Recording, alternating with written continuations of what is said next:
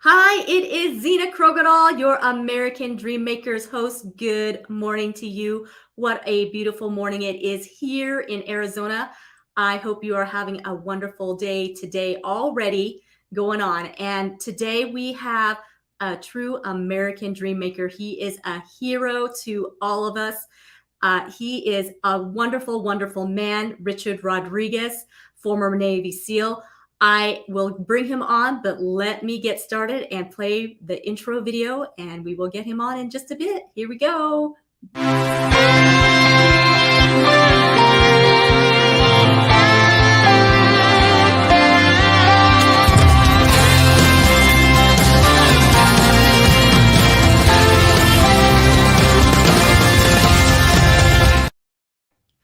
Hello again. It is Zena Krogadal, your American Dream Makers host. What a awesome morning we are having, and I have an amazing guest to bring on. It is Richard Rodriguez.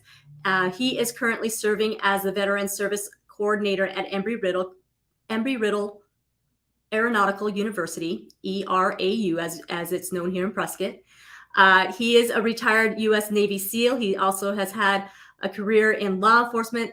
He has done so many things. He is the ultimate servant leader. You guys, I cannot wait for you to meet him. Here he is, Richard. He is an all-around great guy too. Did I mention that? He's an all-around great guy. So here he is, Richard Rodriguez. Hello, Richard. Hi, Zena. Thanks for having me on. Thank you so much for being here. You are a mover and a shaker constantly. I see you, all over our community serving, and it's just so lovely to see you and your wife, around town and doing so much. And so thank you so much for being here. We are very, very honored for you to be on American Dream Makers. So let's just get started. Tell us about yourself, who you are, and what you're doing. Well, Rich Rodriguez, I retired Navy SEAL. I got into the service back in 1985, pretty much out of high school. Had a gentleman that was a retired Vietnam SEAL. And he's the one he was my dive instructor. I was taking scuba diving lessons because always been having a love for the water. And he's the one who gave me the bug. He's the one who would tell me the stories, tell me about the teams, how they, it started back in the official SEAL started back in 1962. Before that, they were UDT, all the way from Normandy landing to now. They got readdressed as SEALs by President Kennedy. And he would tell me stories from Vietnam, and that hit me straight to the heart. I'm like, that's what I want to do. I had always, as a kid, been, driven to build all the World War II models and from both sides. And I was always fascinated with war and driven towards that, and every time we'd meet for dive lessons, he would give me a new story. And every week I couldn't wait for the next story. So that's what kind of gave me the bug to go into the Navy and join the SEAL teams. So right off the bat, you knew you wanted to be a SEAL. So when you joined the Navy, you went with that in mind. Yes. So is the process different if you know right off the bat? Is it different than if you just enlist and then decide? Yes, two completely different processes. When you enlist and you're out in the Navy, it's very difficult to get released from the whatever job you're doing in the Navy to come to BUDS, unless you're in otherwise if you go the other route, when you're in a fast track, which means you're going straight to BUDS, you're going your whatever school job that you enlist for, and then you go to BUDS. You don't go out to the fleet. You come to BUDS, but BUDS is its own animal. So what does BUDS stand for? So BUDS stands for Basic Underwater Delivery SEALs. So that is the basic training for if you want to become a SEAL. It's a 26-week long process of hell. Wow, 26-week long. So you pretty much have to become a fish. You have to be. It is the actually hardest military training in the world. And it's a no joke program. Many people come there and many don't make it. It has a 80% failure rate. So people come in and it's all walks of life, whether it's, you want to be the big, V-man back or the small guy who's in the Smurf crew. It's just the mentality. You have to have a strong body, but you have to have a stronger mind to make it through that program. Well, I like that. I like that you said that. You have to have a strong body, but you have to have an even stronger mind to get through that. So basically when you go in and you think, I want to become a SEAL. So do they do a selective process even before they put you through buds? Is there Yes. okay. You have to take a screening test from wherever, if you're coming from a fleet or if you're coming fast track, either way, you do a screening. It's a certain time for a run, certain time for sit-ups, certain time for push-ups, certain time for pull-ups, and then you got to swim. And all those, the difference is that all those are back-to-back with no rest. So you might finish your run, and 1 minute later you're on a pull-up bar, then you're on a push-ups, then you're on sit-ups, and then you're doing your 1.5-mile swim, your 500-meter swim. So it's very tiring off the bat because you have to have good endurance right off the bat. And that's just a screening test to get in. Once you get in, then it's called fourth phase. It's a phase where, all different people come who want to go to buds and have passed their screening tests and have orders. It's kind of a holding program. So if you have class number X, 300 and whatever it is now, it starts on, say, September 1st. Not everybody gets there at the same time. So, they get there to fourth phase, and that all you do is work out all day. It's getting you ready to class up. So, because I might come here on the 15th of the month, someone's going to come in on the 18th of the month. So once they have, enough people, and the class update is the class update. So they come in, and once class starts, that's the beginning of your penitentiary for the next 6 months. Wow. Yeah, that's quite the I guess the weeding out sounds like. Fourth phase is the weeding out. First phase, because you go from fourth phase to first phase.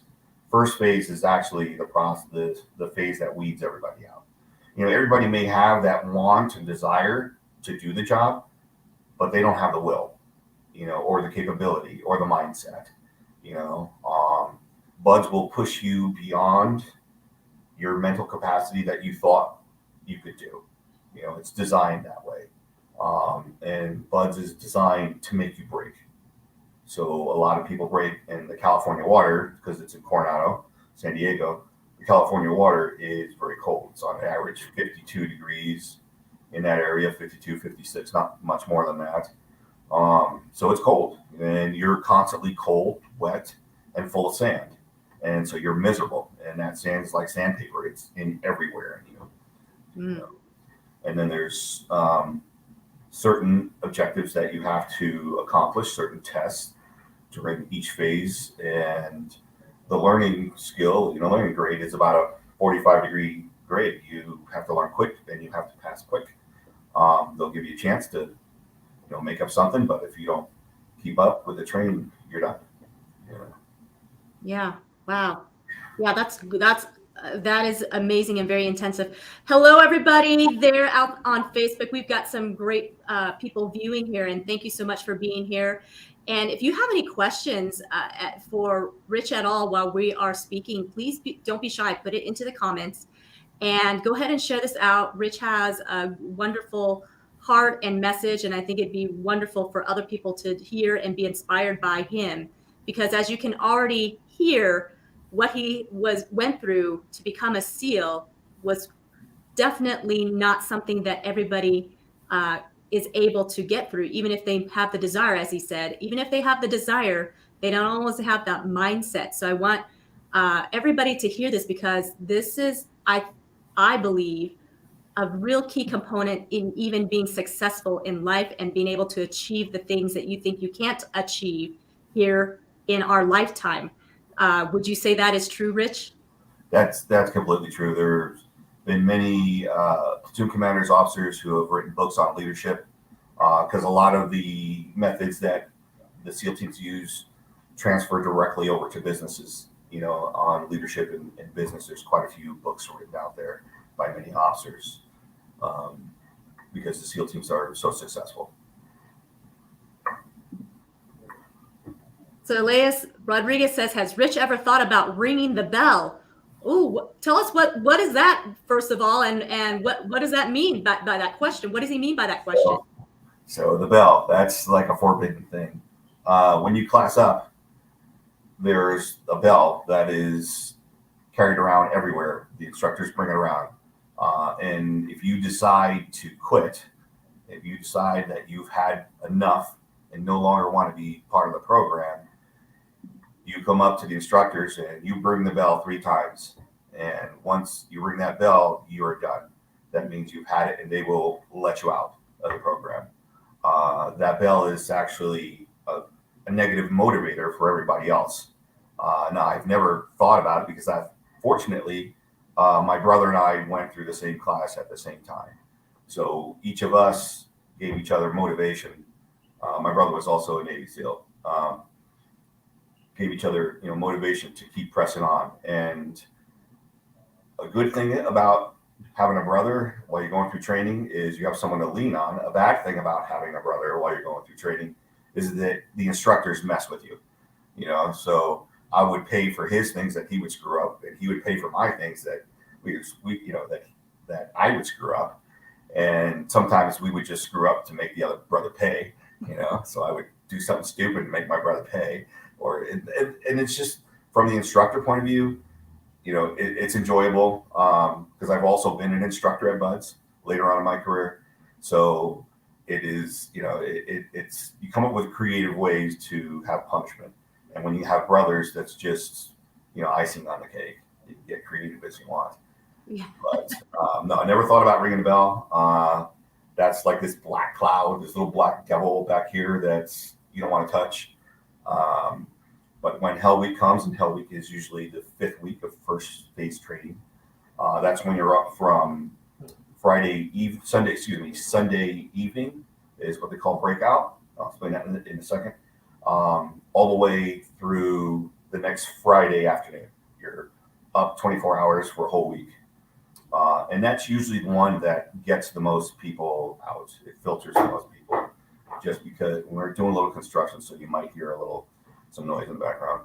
So Hell Week, they start you out at breakout on Sunday, and that's mass chaos. That's when all the instructors get together. They put you to sleep as they go to sleep, and right about 6 p.m. when it gets dark on the West Coast, all the flashbangs, explosions starts going off, smoke, it's chaos. They're yelling, screaming, get everybody out in the courtyard. They're mixing people up so you can't find who your boat crew is. They're on you to get, a muster together of who's who. Machine guns are going off with obviously blanks, explosions. It's water, fire hose. It's hell, right off the way. We get just confusion. And then everything starts from there. Wow. So Becca 1 says, was there a character trait you didn't know you had that you learned about in BUD/S that you took with you for the rest of your life? Yeah, awesome question, Becca. Thank you. The ability to reach your inner soul. Like I said, BUD/S teaches you a lot about yourself.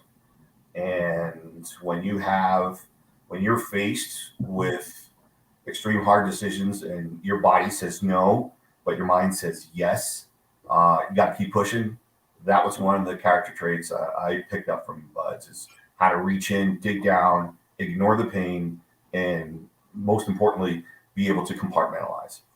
So compartmentalize the pain over here and just keep focused. What's the next evolution? What's the next evolution? How am I doing? Just get through this evolution. So the ability to compartmentalize and reach inside and shut everything off is something I learned about.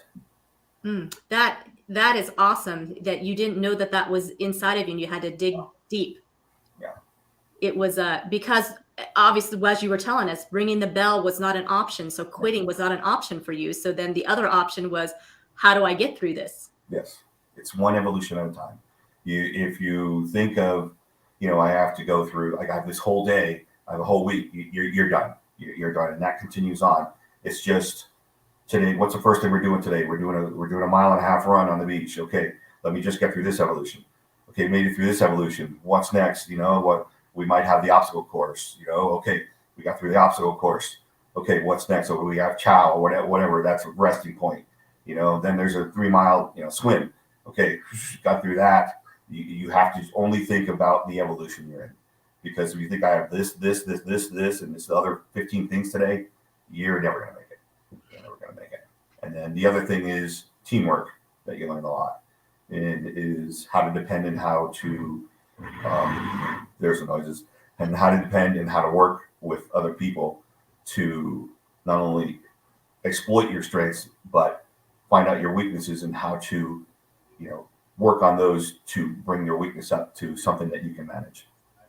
Wow, I really absolutely love that you're sharing all of this, because there's some things that I'm picking up as you are talking. So you said you have to focus on one evolution at a time. So not thinking of, you already know they're going to ask you to do more than one thing in your training, right? So each day. But if you thought about all of those things, I suppose you would get paralyzed and overwhelmed and paralyzed. At least that's what I do in my life, my everyday life. If I think of all the 20 things that need to get done, I'm like, oh my gosh, I can't, it's not going to happen, But you're saying chop it up and take it one task at a time, one step at a time. Yeah, because during Hell Week, you're running 24 hours around the clock. You don't sleep, for 6 days, for a whole week, you don't sleep. So, and the funny thing is, by Tuesday is when your mind starts breaking down and you start having hallucinations from lack of sleep. So wow. Those are usually pretty funny. Wow. I bet. So what is, do you have like a memory of a hallucination that was funny? Does anything stick out? Yeah. One of my favorite instructors at the time, he was Instructor Ballard. He's now a Hollywood stuntman. This was Tuesday afternoon, almost evening. And he was actually the proctor for the class. So he's the class mama, right? He runs the class. It's his class. And so he's the good guy, and all the other instructors are the bad guys, right? So he's the one in charge of the class and taking care of it. So sometime Tuesday afternoon, we're on the beach getting ready to go out to the surf. So we're all lined up. When you carry the boats are on your head. And, they're talking and getting everybody organized. And Instructor Willard is coming up from the beach to our position. And I'm on the left side of the boat facing out towards the ocean. I believe I was the first guy or second guy back. And all of a sudden I see this giant pizza about 12 feet tall rolling down the beach, and it's going to crush Instructor Willard. Right? So I go running out from under the boat and tackle this guy right onto the beach, because I'm thinking this pizza's going to grab him. And man, oh man, that was a bad mistake. I paid the man pretty good for that. One, I touched the instructor and tackled him. Two, he didn't see it coming, so he got razzed by the other instructors. That a student tackled him and put him to the ground. So I paid the man pretty good for that for a while. So I had my own private Idaho torture for probably a good day. Wow. And there's others. Everybody sees things. When you're in the water, you see sharks. You see, just your mind goes crazy after no sleep. Yeah, I would imagine so. That's why sleep is so important. But as a SEAL, again, you've emphasized how you have to train your mind. You have to have a strong mind to survive and to do the work that you need to do. So, Rich, I thank you so much for your service to us, to our country, to the things that you have done to overcome, to become a warrior, to protect all of us, so that we can actually sit here today and have this conversation and be able to live in freedom. And freedom obviously comes at a cost. And so I just want to thank you so much. The other thing that you mentioned a little earlier that I really love was that you talked about how important teamwork is. And that you guys fueled each other and built each other up. So tell us a little bit more about that. Well, SEAL teams are famous for their teamwork. The one thing about the teams that's special is that the word can't doesn't exist. And that's why the SEAL teams are so successful is they're given the jobs that nobody else can do because they say, I can't do that.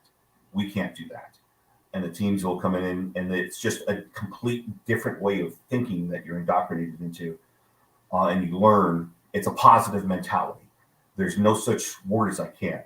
So if we have to go from point A to point B and it's a straight line and there's a giant wall there and it doesn't allow me to go through, well, I'm going to go left, I'm going to go right, I'm going to blow it up, I'm going to go under it, I'm going to go over it. There's no such thing as I can't in the SEAL teams.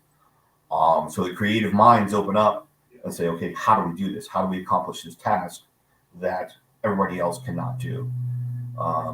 So that's one thing. And the thing, what comes out is the great ability of working together and, knowing each other. So that's where the teamwork comes in. So when you're in a platoon works up for 9 months and then you deploy for 6 months. So you're with these guys for a year and a half. And the training schedule is nonstop. So these guys and you're closer to these guys almost than your own family, your own platoon mates. You know their silhouettes, you know what they look like. You don't have to speak sometimes. You just see the guy in front of me, he's shifting this way. Well, I know what he's going to do. I'm going this way. That's how the teamwork works. And you spend so many hours with each other and, how to take a situation that is perceived to be unable to do and break it down that each person has a special little section on how to cut this pie up, and you all rely on each other. Especially, another example of when teamwork comes in is when you're entering a building, like in a close quarters battle, CQB battle type thing. You're entering a room or a building and there's hostiles on the other side and everybody has their sector of fire. So like the number one guy would go to the, immediate to the left or right, whatever direction. The number one guy goes left. The number two guy goes right. Number three guy comes in, goes left. Number four guy goes right. Well, each one has their sector of fire and you have to rely on the other guy to know that he's covering his sector of fire. So that's another example of teamwork. So if I come in and I go left and I engage someone immediately to my left and there's someone from the center over, I can't worry about that guy in the center over. I'm engaged in here. I have to rely that my teammate is taking care of his sector, which is from the center over. So there's a lot of you rely on the other guy a lot with your life because he has your life in his hands and you have his life in your hands. Wow. Thank you for illustrating that. That was such a great illustration of what has to happen. So once you get out of BUDS, you graduate, which then you said 80% do not graduate. It's an 80% failure rate. So only 20% actually makes through the 26 weeks of hardcore training. And so you graduate, then the training is never over. That's just the beginning, correct? Yes, that BUDS is just block number one. It goes exponentially higher from there. So out of my class, we had 132 guys start in fourth phase. 18 of us graduated. From there you go to jump school out in Fort Benning to get your basic wings. Then you come back. And it might have changed since then. I retired in 2005. Then you come back. What's called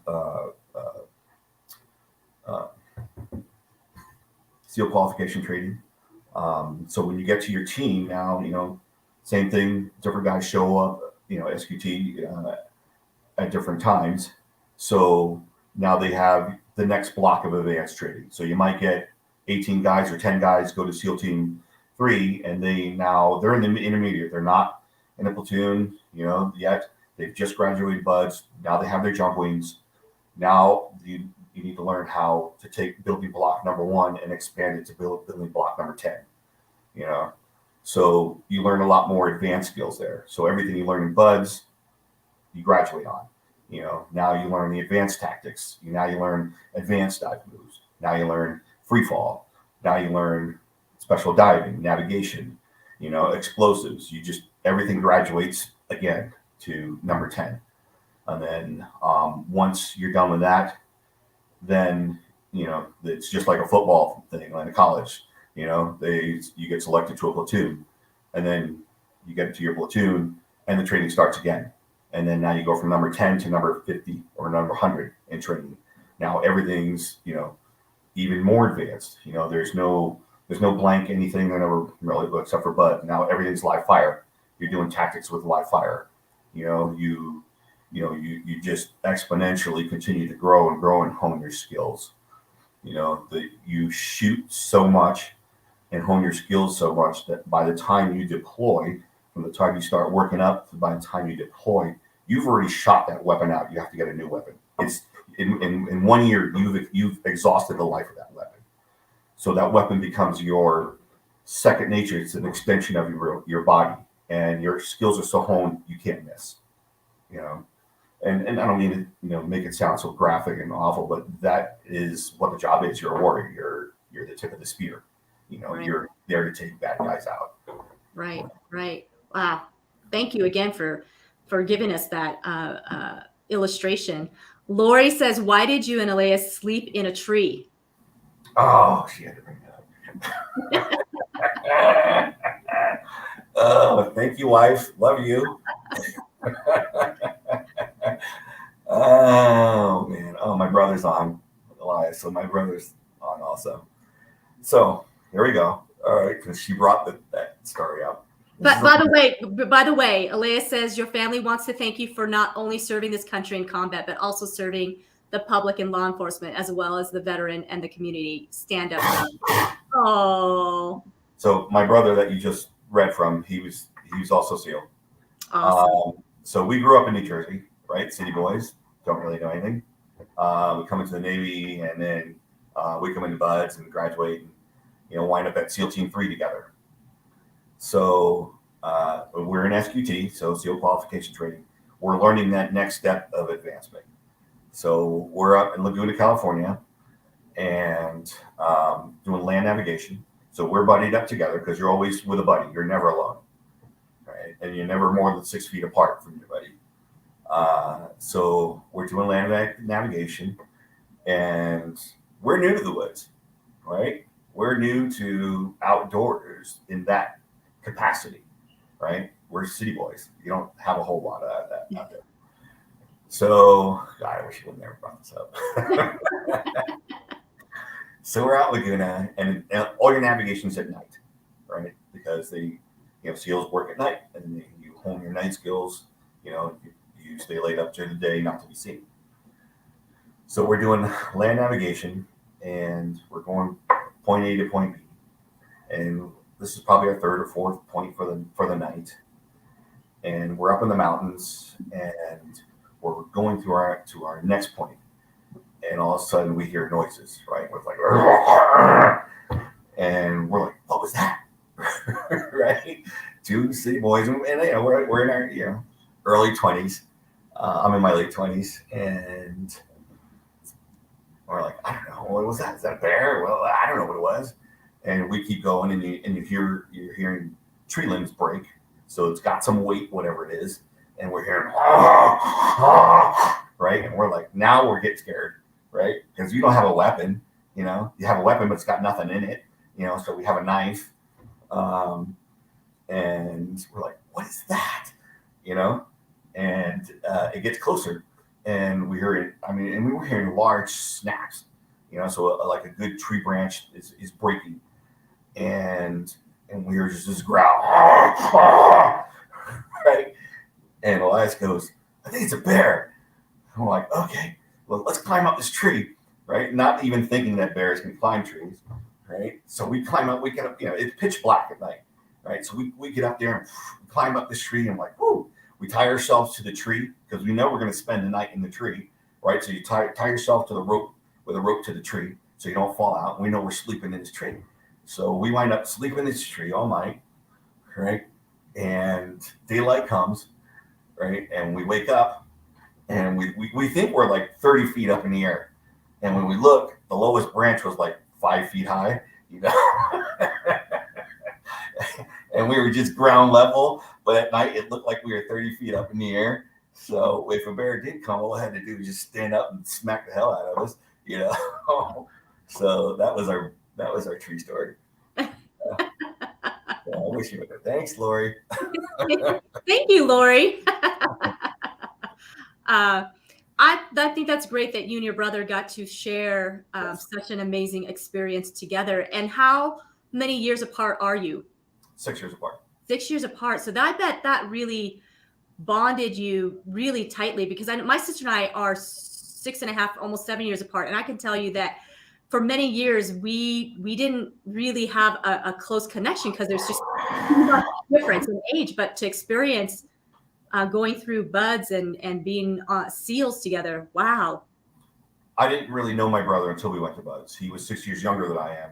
So, you know, when you're a teenager, you don't want to play with a 6-year-old or a 7-year-old, or, you know, as I'm 16, I don't want to play with a 10-year-old.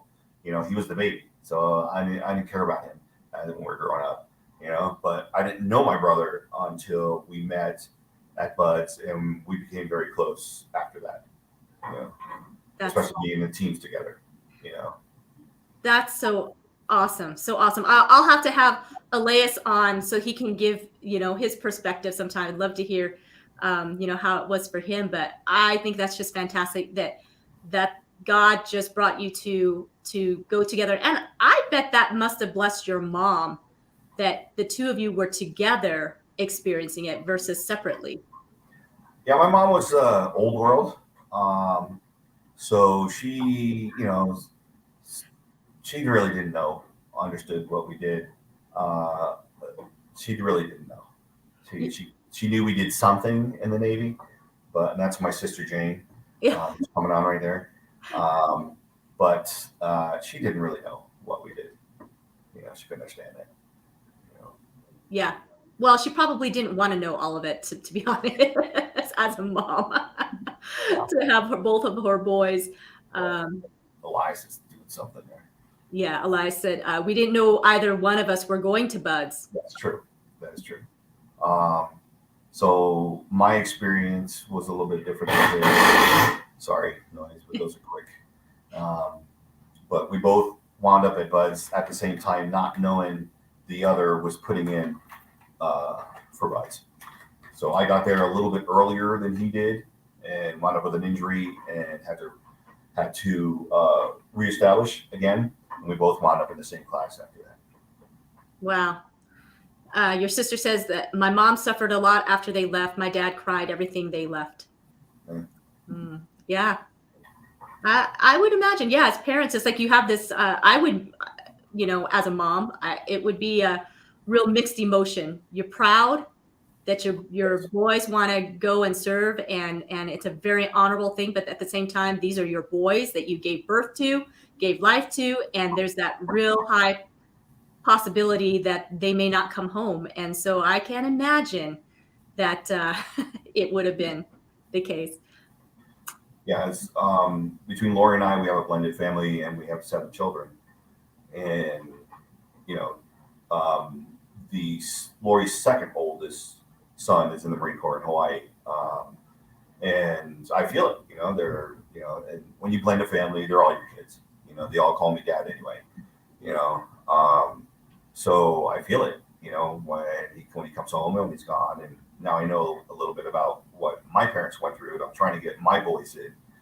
Total pro military. I think everybody should serve at least a couple of years just to understand this country and go overseas and realize what a wonderful country we have here. I'm a total patriot. So is Lori. And you don't know how good you have it until you leave here and see other places. You know, this country is amazing. Yeah. Well, I, along with Lori, said that she wanted to thank Elias. Thank you for your service to both of you, that you went into law enforcement and continue their service. So I absolutely agree. Thank you so much, Rich and Elias, for laying down your life and continuing to lay down your lives. It has not ended. The thing with veterans is that your oath never expires. It always continues, whether you're retired or not. Yes. And that is what I love about veterans. That's why I serve the veterans through VA Rep, because it's my way of giving back. Although I will never be able to, uh, give equally as to what you've given to me. But I agree with you. I think everybody should go and serve, and the military for sure. I think there's a lot of benefits, but serve in any capacity possible. Yes. Absolutely. Military or first responder or whatever, but to be the military, most young guys, 17, 18, they don't know anything. They don't grow up until they're 25, right? Most men. So I think military gives them structure, gives them direction, gives them, maturity, responsibility, and it makes them grow up fast. Yeah. So that's one thing that I enjoy about the military is the structure. The chain of command, understanding people, understanding responsibility, understanding what you're getting into, the danger and the bigger picture that's larger than yourself. Mm. The spirit of corps, the camaraderie. I just absolutely love it. I think it once it's in you, it makes you the person who you are. Mm. And it makes you, it makes you grow up fast, and it makes you responsible and think of different things in different perspectives. And that's why employers love vets, because they know they're going to be on time. They know they're going to work, they know they're going to put out, they know they have structure. And, that's sometimes hard to find in the outside community, get somebody even to come to work on time, Yeah. Beautifully said. Beautifully said. So Jane says, Rich, don't you think our childhood together was your pertaining? Rich has an older sister who also served in the Army. Thank you so much, sister. Vietnam veteran, older brother too, active Navy nephew, and an inactive Navy nephew as well. Oh, you got a whole family of service. Yeah, we have our family's always military minded. My dad couldn't serve because of injuries that he sustained while he was young. But I have two older brothers that were drafted in Vietnam. I have an older sister that went to the Army, Mary. So my two brothers, Junior and Freddie, they were drafted to the Marine Corps during Vietnam, fought in Vietnam. Then comes me. I did my 20 years in the Navy, and my brother also, Elias. He has a son who is active in the Navy. My brother Peter, his son went to the Marine Corps. And there's a few others. I just, once your family starts going large, and then we have Ryan, who's my son now, who's in the Marine Corps. Trying to get my son Vinny into the Navy, and my other son Dominic, trying to get him probably to the Air Force. So it's a military minded. Carlos, that's right. I have a nephew, Carlos. He was in the Navy for 11 years and then got out. So military family. That's awesome. What a great legacy. Doug says, I think they have the hearts of warrior, also known protectors of the vulnerable, and that shows in the actions of both brothers wherever they go in life. I believe Doug is referring to veterans. Absolutely, Doug. So sure. Doug's a good friend of mine, probably my best friend here in Arizona. Not probably, he's my best friend in Arizona. He lives down the valley. Doug and I both served on Surprise Police Barn together. Oh, well, thank you, Doug, for your service as well. Wow, this is great. I really am enjoying you giving us so much insight and details to the background of what it's like to be a SEAL. And so, as you served on the SEAL Team 3, correct? Yes. And how many years were you in service with SEAL Team 3? First time was 7 years, I believe. And then I was an instructor, and then I went back to SEAL Team 3, 2000. Then I went with SEAL Team 3, I went to Iraq. I did that initial invasion into Iraq, and then came back from that, and then did a tour in the advanced training, and then retired in 05. Wow. Wow, that's quite a career. in that for sure. So I know you've come and supported VA Rep and have been to all of our galas, and every time you show up, I just, well, first of all, I love the uniform that you wear. It's top notch. But then I look at all the medals that's on your chest, and I should have put a picture up there to share so that everybody could see. But can you maybe give us a glimpse as to what some of those medals are? Um, yeah, the most important one to me is the very top one, which is a Bronze Star with V for Valor that I was awarded, graciously awarded during Iraq, the initial invasion in Iraq. So in 2003, when President Bush decided that we were going to go into Iraq, we weren't supposed to go in for another week. And from in March of 2003, we knew where we were going because President Bush did not want an environmental hazard that happened to his dad previously when Saddam blew up the pipeline and spilled all that oil into the ocean. So Bush Jr. didn't want that to happen again. So our initial takedown for the SEAL teams were to secure that pipeline and avoid any kind of environmental catastrophe. And, in Kuwait, there were 75 SEALs that were deployed, and that was the largest hit in history of SEALs working together. There were 5 targets that were taken down. There were 2 oil rigs out in the ocean, K-Bot and Maybot oil rigs, because that's where the big oil tankers pull up and, they fill up with oil, crude oil. And then on the shore, there was a K-Bot and Maybot PPL. Those were petroleum pig launch cleaning stations. That's the last place where the pipeline is on the ground before it goes into the water out to the oil rigs. And then there's a metering manifold station. Meter manifold station is where you see all the old, oil rig grasshoppers like in Texas pumping oil. They all come to this one place. It's called a metering manifold station. And from there, the water is separated from the natural gas, from the crude oil, and then that stuff gets, all pumped in different directions. So we knew our target was the Maybot PPL. It was a facility with 9 buildings on it, 2 gun emplacements, offshore gun emplacements.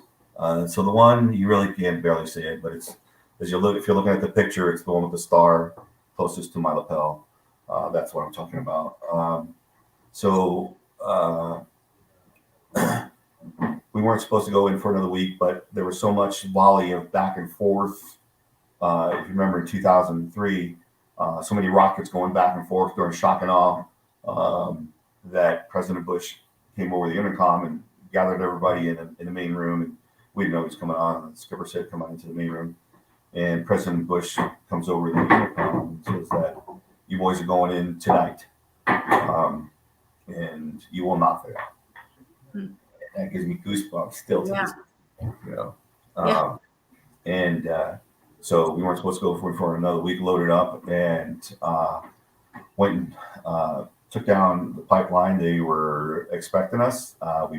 I had 18 Royal British Commandos as my assault blocking force, and then I had 8 platoon members with me. I was the assault team leader, and hot landing zone, just like you see in the movies, as we're coming in, the helicopters firing from both side gun and tail gunner going off like crazy because they were firing at the helicopter's taking rounds, and we land on this thing and in Iraq, and they'd expected us to come from the water because there was concertina wire all along the beach.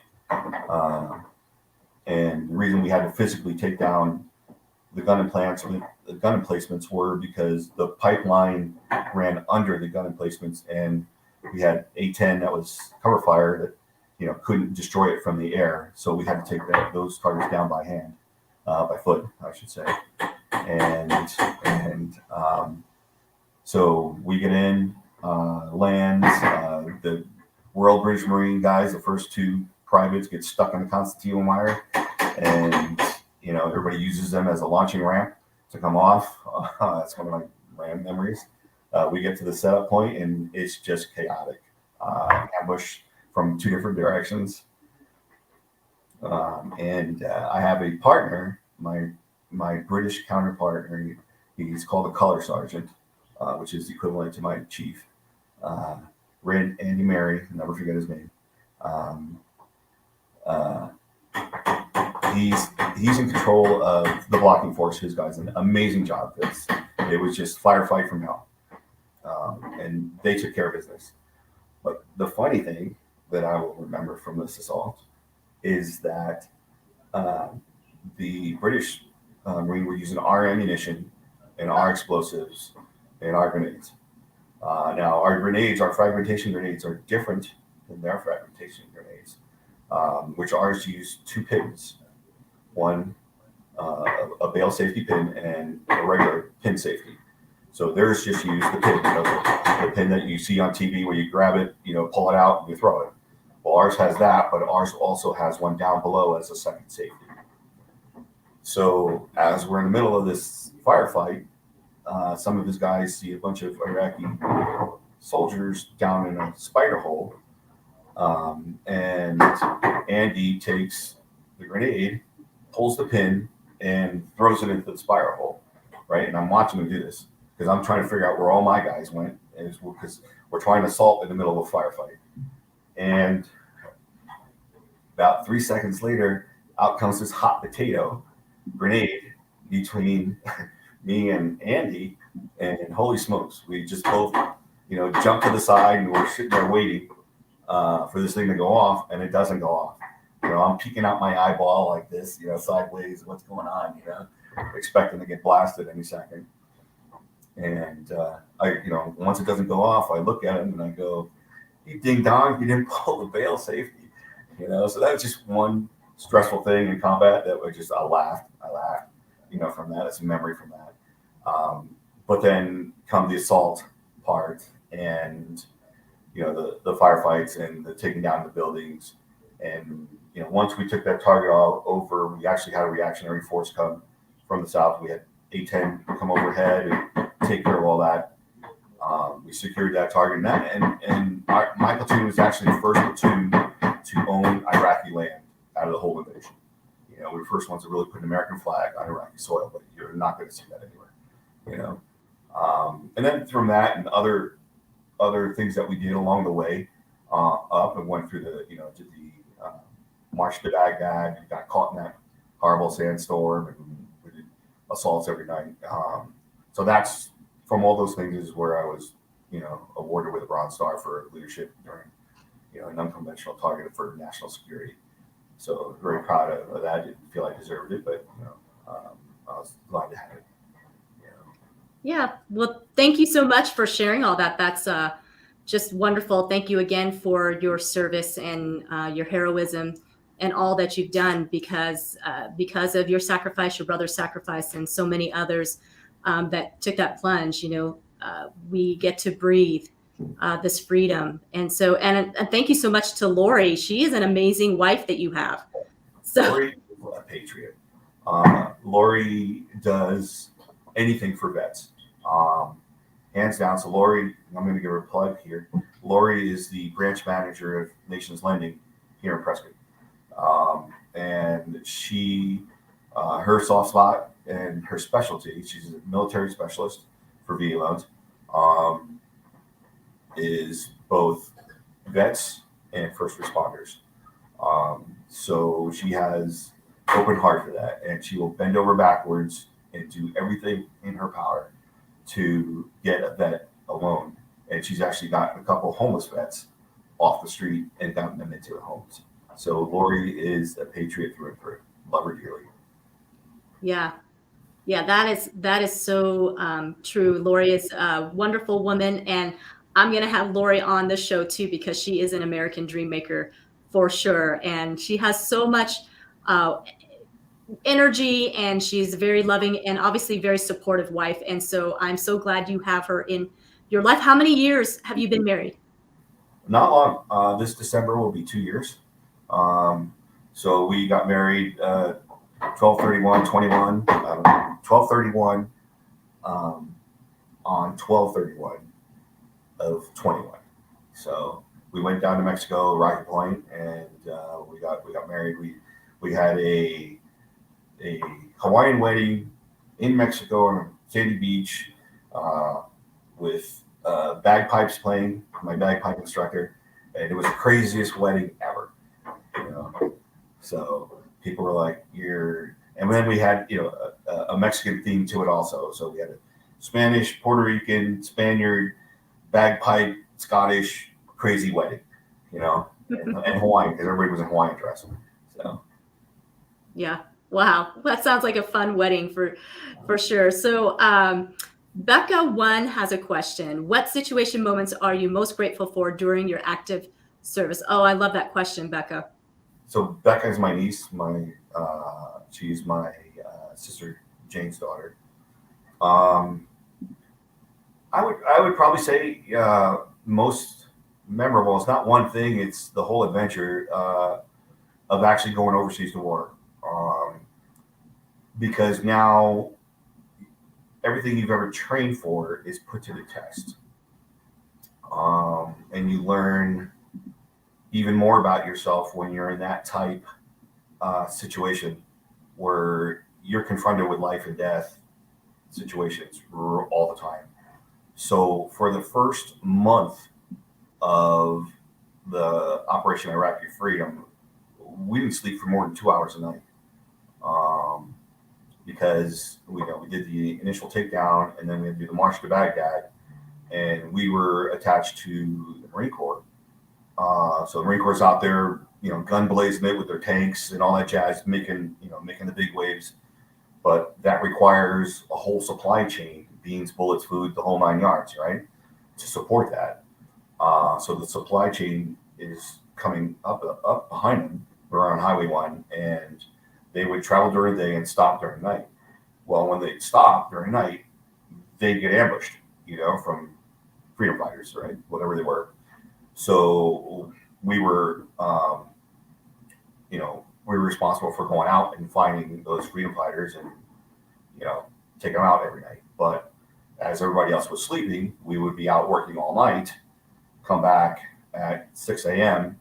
or between 4 and 6, and the convoy started again at 7. So we get about 2 hours of sleep every night because it took 3 weeks to get up to Baghdad. And then once we got to Baghdad, we had to secure the city and, find a stronghold.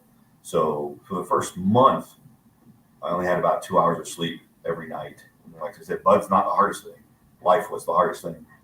And from there, what I take away is that,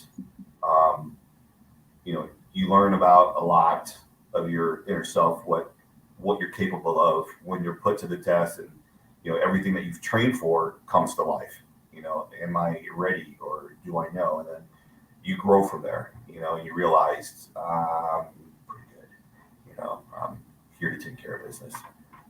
So. Beautiful. So you've got anniversary 40th. Is it the 40th anniversary for the SEAL Team 3 coming up? Yes, August 4th and 5th is the 40th anniversary for SEAL Team 3. I was there during the 10th anniversary. Both Elias and I were there during the 10th anniversary of SEAL Team 3. So now it's the 40th coming up, and looking forward to seeing some old folks. And also we have a SEAL Team reunion that happens every year. There's one on the East Coast and there's one on the West Coast. So the West Coast one's from the 16th to the 20th of August. And I haven't been to that one in probably about 4 years. Just timing, things getting away. But this time I'm not missing it, taking the family out there. Great. Well, Alea says, was there a movie made about any of your ops in Iraq? Not a movie, but at least I don't know. But I'm in a book. There's a book written about, it's called Downrange, about the initial invasion of Iraq. And I'm displayed in there as Chief Gonzalez. Talks a couple times about the ops that we did. Wow, pretty awesome. Have you thought about writing a book yourself, or? I won't. I was brought up by when I went to Buds, it was all the old Vietnam guys, hardcore, you know, and it was at that time. It was still, Navy was still a little black ops, so they were kind of recognizing or letting it out to the public that yes, we do have SEAL teams, and yes, you know. So I was brought up under, you keep it to yourself. It's, pride and professionalism. You don't need to tell anybody that. You didn't wear SEAL team insignia. You didn't have markers on your truck. You don't have anything that says you're SEAL. Nobody needs to know because it was still black. So they're like, you don't write books. You don't do anything because at that time it was considered a sellout, and you betrayed the SEAL teams because you were letting out information to others that could use that to conspire against us. So that's always been my mentality. And, like I don't have any SEAL team markers on my truck or nothing, or, I don't tell anybody that I am. Usually other people tell that I am. It's just the way I was brought up, it's just, quiet professional. Yeah. Yeah. Well, I've got one more question. We're getting close to the hour. Isn't that amazing how fast this goes? And by the way, you really are demonstrating that your SEAL life skills have come far beyond, because all that construction that's going on behind you, you have not skipped a beat, and it has not distracted you one bit. So good job, my friend, in keeping going. You are absolutely demonstrating for sure. So Becca says, can you explain your involvement in the design of the tanks? Tanks. Becca refreshed me because I'm getting old and I don't remember things. I've been blown up, so my memory is short. Well, and as maybe she's maybe thinking of how to refresh her memory, let's kind of get on to what you're doing now. You are at Embry-Riddle, and you are the veteran students resource on campus. Is that correct? Tell us a little bit about that. Yes. So after I retired from the teams, I actually was a police officer down in Surprise, and fantastic police department. We'll talk about that some other time. I was a motorcycle officer, and I was a SWAT team leader there. Love that, and was injured on the job, and then retired and came up here to Embry-Riddle. So I actually came to Embry-Riddle. I didn't know much about this university, but I was invited to come to the dedication of the College of Security and Intelligence Studies in 2014. So Glenn Doherty, who was one of the two SEALs that were killed in Benghazi, him and Ty Woods, defending the embassy. Glenn Doherty came here to Prescott, to Embry-Riddle. He was a flight student. He did 3 years here, and then he finished the last year in the teams. I was actually Glenn Doherty's one of his instructors in third phase, and then he wound up coming to Team 3. So I came here, and the chancellor at the time, Frank Ayers, amazing. He was a retired Air Force colonel, flew big heavies. And so he said, what's your involvement with Glenn? I'm like, I know Glenn. I put him through training. I deployed with him probably 7 times. He was a good friend of mine. And he'd asked me what I was doing. And I said, I just finished my associates and I was probably going to NAU. I didn't have a plan. It was a left turn that was given to me. And he's like, well, how come you're not coming here? And I was like, this place is a little out of my reach. I don't think I'm smart enough for this place. So long story short, he had me apply and on a Monday, and took a tour, had me apply, and Wednesday I got accepted and came here. I started off in the Global Security Intelligence program and wound up changing to aeronautics because I was a flight minor. I was flying helicopters. And then came to graduate in 2018 and worked. I was offered a job by Professor Tom Foley in a school safety and security grant. So he was looking for someone with special ops experience, police experience, and SWAT experience. And he says, my name was the only person on LinkedIn that kept coming up. So he got a huge grant from the National Institute of Justice to study the conditions of schools. So we went through over 100 schools in Arizona, looking at the conditions of the entry points in reference to active shooters.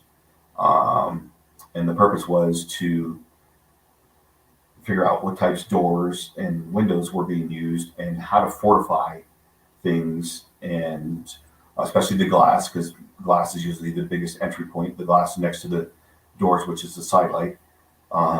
And we tested some protective films to put on them, which would stop the breakage of glass, so it was a whole giant test. And then that took 2 years in doing. We went all the way from Tucson up to Page, and did schools. And then once that was coming to an end, I was offered the job here as the Veterans Resource Officer, and I accepted because I didn't really have a job.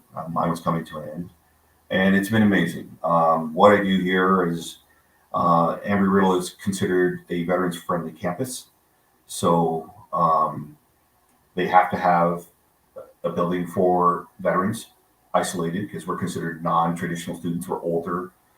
They have life experience. They have war experience. They're not just your average, 18-year-old that's coming straight from high school that talks about their prom and their job at McDonald's or wherever it may be.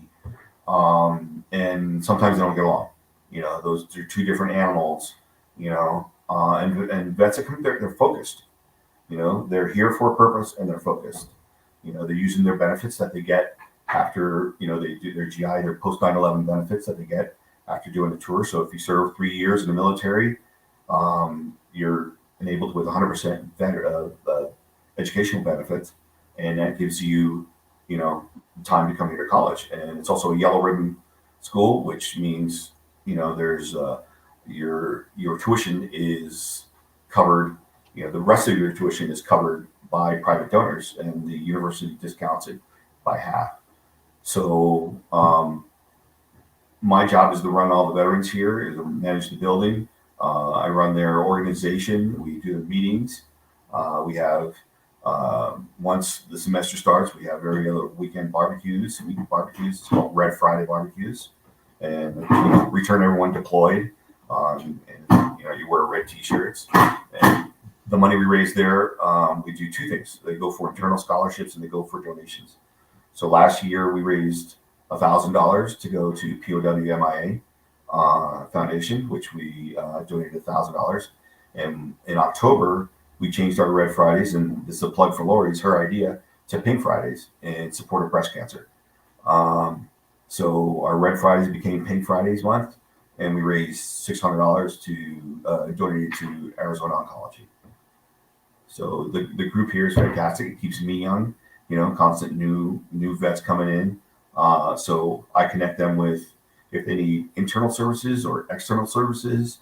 I do a lot of counseling, that chair back there. A lot of people have sat in that thing and poured their heart out.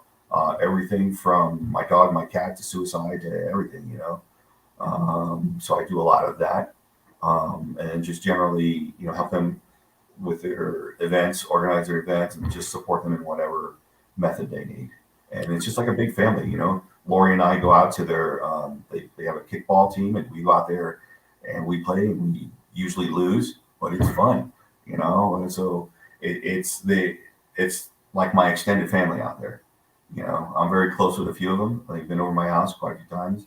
And some of them, they come and go, but there's a few that always you connect with, but I will have friends forever. That's so awesome. Rich, I just thank you so much for your big heart, your servant's heart, and that you just continuously give and you continuously serve. You guys, if you want to get a hold of Rich, his phone number I've got on here, his work number is 928-777-3796. And then his email is scrolling around at the bottom there, richard.rodriguez4@erau.edu. So if somebody can put that into the chat so we have that, that would be fantastic. Would appreciate that. I cannot believe this, but we are at the hour, just slightly over. However, I want to get back to Becca's question, just so if you can just maybe give us a quick synopsis. She says it was the tools on top of the Hummer.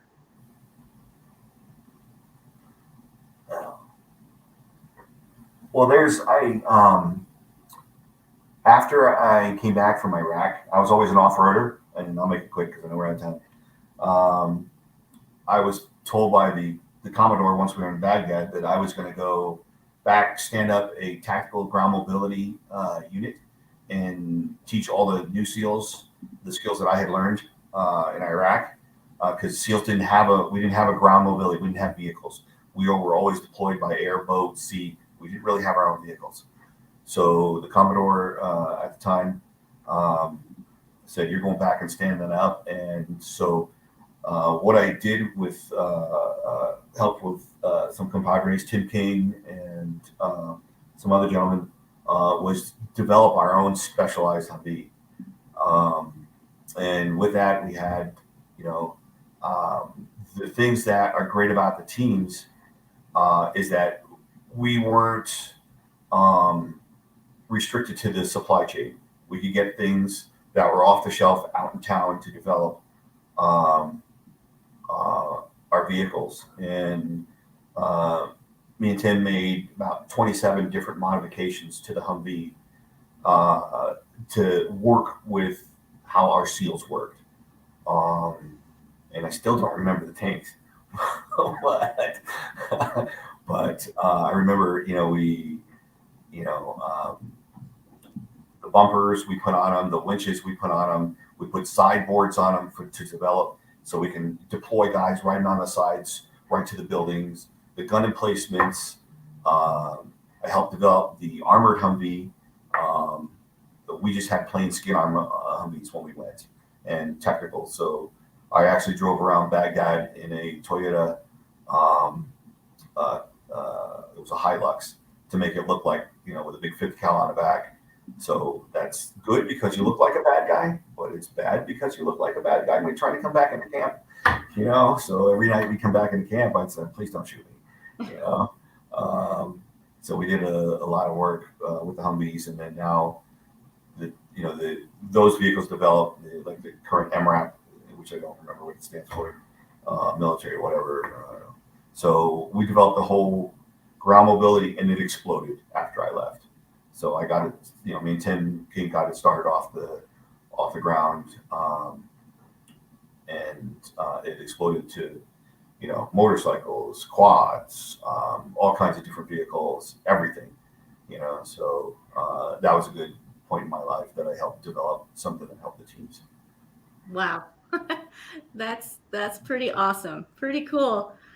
Thanks, Rich, so much for sharing your time, sharing your insights, and sharing the things that you've learned along the ways and all of that stuff. Thank you so much for everyone who jumped on here for your service and your time as well. You had a lot of supporters here that are heroes along with you. And so I just want to give that big shout out that I really appreciate all of you for sure. And so, it's always hard to say goodbye during these shows because I have so much fun and it's such a great conversation. And again, Rich, I wholeheartedly just appreciate you so much for all that you do for our community here in Prescott and for the veteran community. And thank you so much to your wife, Lori. She's a wonderful help and support, and she does amazing things too. So really, really love you guys very much. And so I guess I have to say goodbye, but it's not like goodbye permanently. I guess we'll just say see you later. Yeah. The only other shout out, which you and I spoke out earlier, to one of our community members, Robert Cressman, who received his Bronze Star with V for Valor from Vietnam after 47 years, which received that last year. So shout out to him and his wife, Lenore, who's a very, I believe she's a very, but she's a real estate agent here at Prescott, for another hometown hero. So my hats off to them. Oh, I'm so glad you gave that shout out. I thank you so much. Vietnam vets are very dear to my heart because I'm from Vietnam myself and would not be here today breathing such freedom without the Vietnam vets going to my side of the world where I was born and buying my freedom, basically. So thank you so much for giving that shout out. Congratulations for sure. All right, you guys. Well, have a wonderful rest of your day, and we will chat a little later, Rich. Thank you. Thank you guys so much for tuning here on American Dream Makers.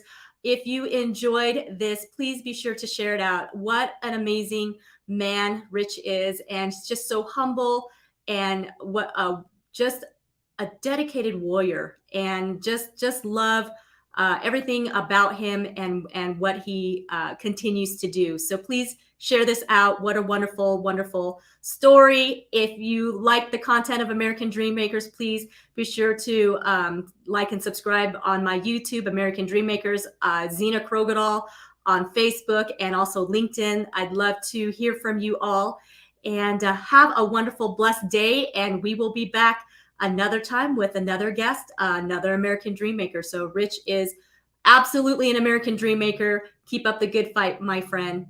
All right, have a blessed day.